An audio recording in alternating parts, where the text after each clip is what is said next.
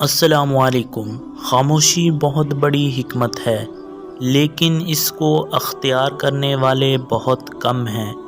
آج اس ویڈیو میں ہم 10 ایسی حدیث بتائیں گے جو خاموشی کے متعلق ہوں گی۔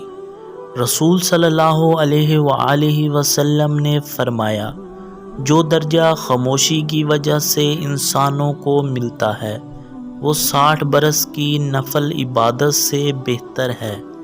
فرمان مصطفیٰ صلی اللہ علیہ وآلہ وسلم ہے، جو چپ رہا اس نے نجات پائی۔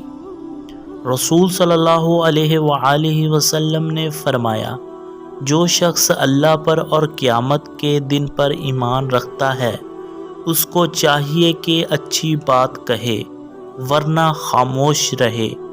نبی کریم صلی اللہ علیہ وآلہ وسلم نے فرمایا، جو شخص ایمان کے ساتھ چپ رہے گا اس کا سوال کرنا ایمان کے برابر ہے۔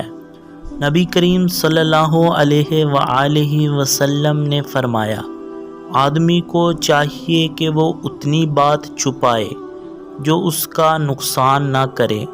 ہمارے پیارے نبی کریم صلی اللہ علیہ وآلہ وسلم نے فرمایا، جو شخص اپنی زبان کو حفاظت میں کر لے میں اس کو جنت کی زیارت کراؤں گا۔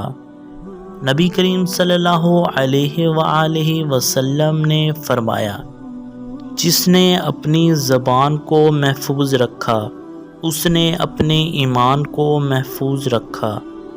مصطفیٰ صلی اللہ علیہ وآلہ وسلم نے فرمایا، خاموش رہنا ایمان کا حصہ ہے، جس نے یہ حصہ لے لیا اس نے ایمان کو پکڑا۔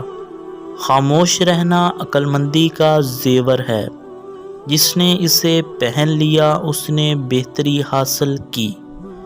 نبی کریم صلی اللہ علیہ وآلہ وسلم نے فرمایا، جو کوئی اپنی زبان کو چھپائے اللہ اس کی غیبت کو معاف فرمائے۔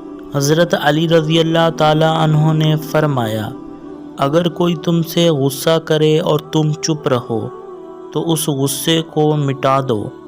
حضرت عمر رضی اللہ تعالی عنہ نے فرمایا، چپ رہنا عبادت ہے اور بات کرنا فتنہ ہے۔